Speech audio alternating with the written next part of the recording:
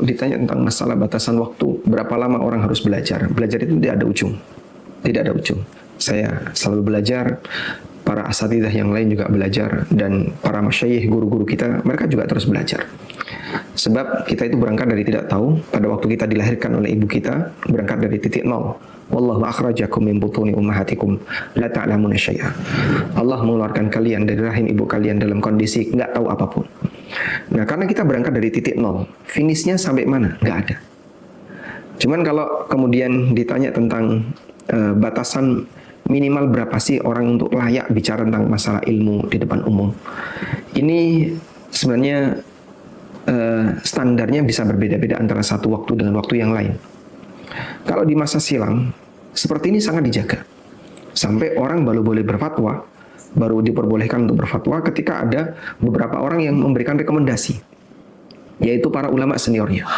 Di zaman Imam Ahmad, zaman Imam Syafi'i, dan para ulama masa silam, untuk bisa berfatwa di depan umum, harus ada rekomendasi dari beberapa guru-guru yang lain, dari beberapa narasumber yang lain. Kalau ada sekian orang yang memberikan rekomendasi, fulan layak untuk berfatwa, maka insya Allah yang bersangkutan bisa bicara tentang masalah agama. Itu dulu. Mungkin kalau zaman sekarang, standar seperti ini sudah tidak lagi diberlakukan. Tapi setidaknya orang bisa mengukur bahwa yang namanya ilmu itu ada spesifikasi. Jika memang dia bukan bidangnya bagian itu, seharusnya dia tidak berbicara tentang itu. Dan bisa kita gunakan alat ukurnya. Salah satunya adalah dia paham dalil. Saya tidak sebut sampai pada tingkatan mustahid, karena untuk tingkatan mustahid ini lebih berat. Tapi sebatas bicara di depan dalam masalah agama. Intinya adalah dia paham dalil. Paham dalil itu dalam posisi dia tahu teksnya. Yang kedua, dia yakin akan validitasnya.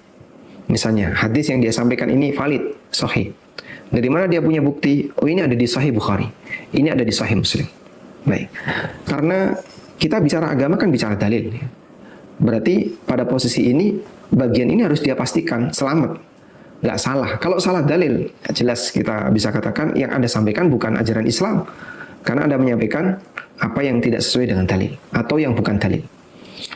Kemudian yang kedua, dia paham makna. Nah, paham makna, kalau dia paham bahasa Arab, mungkin dia bisa jelaskan sendiri. Tapi kalau sekiranya pemahaman bahasa Arabnya masih terbatas, dia kan butuh penjelasan orang lain. Misalnya para ulama yang mereka paham tentang bahasa hadis ini. Nah, saat itu dia bisa cuplik. Saat itu dia bisa cuplik penjelasan dari para ulama tadi untuk menambah keterangan. Nah, kemudian berikutnya adalah dia bisa memahami penerapan itu di lapangan. Jangan sampai ada orang yang bicara masalah dalil, terjemahannya benar, tapi dia tidak paham tentang penerapannya pada kasus. Saya pernah dapat cerita, ini saya dapat cerita dari seorang teman saya sendiri, tidak ikut hadir dalam forum itu. Ada seorang khatib pada waktu sholat Jumat, dan waktu itu menjelang kemerdekaan 17 Agustus. Lalu dia bilang seperti ini, sebagai muslim kita harus mensyukuri nikmat kemerdekaan. Allah Ta'ala berfirman, Inna a'tainakal kautsar. Kemudian dia baca terjemahannya. Dia menyampaikan sebuah kesimpulan, kita harus mensyukuri kemerdekaan. Itu benar, kalimat ini kita terima. Tapi saat dia menggunakan dalil, Inna a'tainakal kautsar, ini nggak nyambung. Berarti dia nggak tahu kalimat ini benar ya, dari Al-Quran, terjemahannya dia paham, bisa dia lihat dari teks terjemahan Al-Quran. Tapi ketika itu dikaitkan dengan kasus kemerdekaan, apa hubungannya? Berarti dia nggak ngerti tentang itu.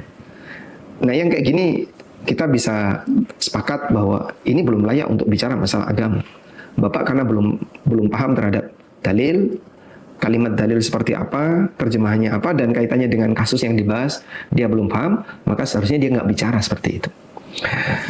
Nah, munculnya fenomena para dai instan ya, atau orang yang bicara masalah agama instan. Memang agama ini terkadang menjadi ajang bisnis, dan itu bisa meraup keuntungan yang sangat menggiurkan.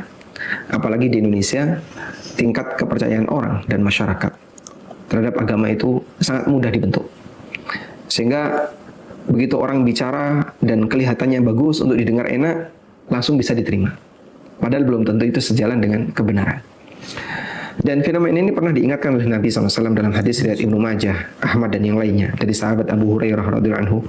Rasulullah SAW pernah bersabda, "Sayati 'alan nasi sanawatun khadda'at." Akan datang di tengah umat manusia tahun-tahun penuh dengan penipuan. Beliau sebut sanawat, beberapa tahun dalam bentuk jamak. Khadda'atun, penuh dengan penipuan. Lalu beliau memberikan rincian.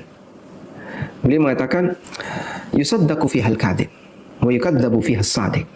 Orang yang jujur dianggap pendusta, orang yang pendusta dianggap jujur. Wa yukhawwanu fihal amin wa yu'tamanu fihal kha'in. Orang yang amanah disebut pengkhianat, dan orang yang pengkhianat disebut orang yang amanah. Wa yatakallamu fiha ar-ruwaybidah. Dan ruwaybidah ketika itu angkat bicara. Sahabat bertanya, "Wa mar ruwaybidah ya Rasulullah?" Apa yang dimaksud dengan ruwaybidah ya Rasulullah? Kemudian Nabi SAW mengatakan, "Ar-rajulu tafih yatakallamu fi mas'alatil ammah." Orang yang rendahan, dalam arti dia bukan ahlinya, tapi dia berbicara tentang masalah umat. Sehingga ada orang yang dia sama sekali tidak punya keahlian dalam masalah agama, tapi dia ngomong masalah agama. Dan inilah yang kemudian merusak pemahaman di masyarakat, yang mungkin sudah ditata dengan baik oleh para ulama yang sebenarnya disampaikan seharusnya beragama itu seperti ini, seperti ini, seperti ini. Lalu datang orang-orang seperti ini, dan arusnya cukup deras karena mungkin dia bisa tampil di media, dia bisa lucu misalnya, atau dia disukai oleh media. Akhirnya dia bicara dan didengarin banyak orang, tapi ngerusak yang sudah ditata oleh para asatidzah, oleh para ulama yang memang betul-betul ahlinya di bidang itu. Nah, baik Ustaz, tadi kan kalau kita simak itu Ustaz, ada semacam kengerian gitu, dan kita sebenarnya perlu tahu diri juga ya.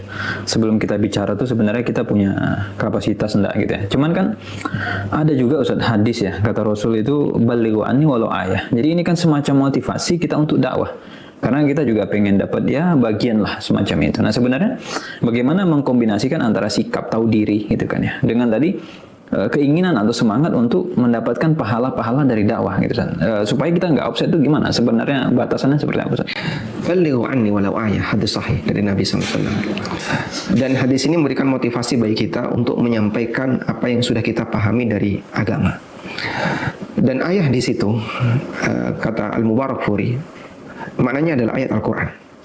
Sehingga sampaikan dari Nabi SAW ayat Al-Quran walaupun pendek.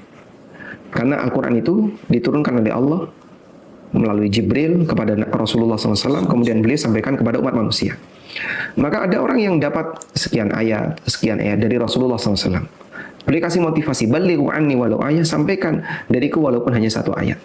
Dan zahirnya orang cukup membacakan satu ayat Al-Quran kepada orang lain, kemudian dengan itu Al-Quran semakin tersebar, itu sudah dianggap telah mengamalkan hadis ini berdasarkan keterangan Al-Mubarakfuri. Namun ada juga orang yang berpendapat, ulama yang berpendapat bahwa balighu anni walau ayah bisa maknanya adalah sampaikan dariku walaupun sebuah hadis atau pernyataan apapun dari Rasulullah SAW. Maka ayat ini bersifat umum, tidak hanya sebatas ayat Al-Quran, termasuk juga penjelasan dari Nabi SAW berupa hadis. Dan menyampaikan di situ bisa menyampaikan dalam bentuk teksnya saja. Maka saya ketika membacakan hadis di hadapan jamaah, berarti saya sudah masuk dalam kategori melaksanakan perintah balighu anni walau ayah. Saya menyampaikan ayat Al-Quran kepada para jamaah, maka saya sudah masuk dalam kategori balighu anni walau ayah, walaupun tidak mensyarah. Dan ayat ini bukan, atau hadis ini bukan motivasi untuk menyampaikan ngawur. Sampaikan ketika kamu paham, baik teksnya maupun penjelasannya. Kalaupun teksnya paham, teksnya ngerti dia, baik teksnya seperti ini, saya yakin teks ini valid, kemudian dia bacakan teks itu, tanpa dia ngasih syarah, itu sudah cukup. Kalau dia tambahkan syarah, tentu saja dia nggak boleh ngawur, sehingga sampaikan penjelasan itu dengan benar. Jangan sampai kemudian dia sampaikan teksnya benar, kemudian syarahnya, penjelasannya malah ngawur, jadinya ngerusak dari teks yang ada. Jazakallah khair. Barakallahu fiik.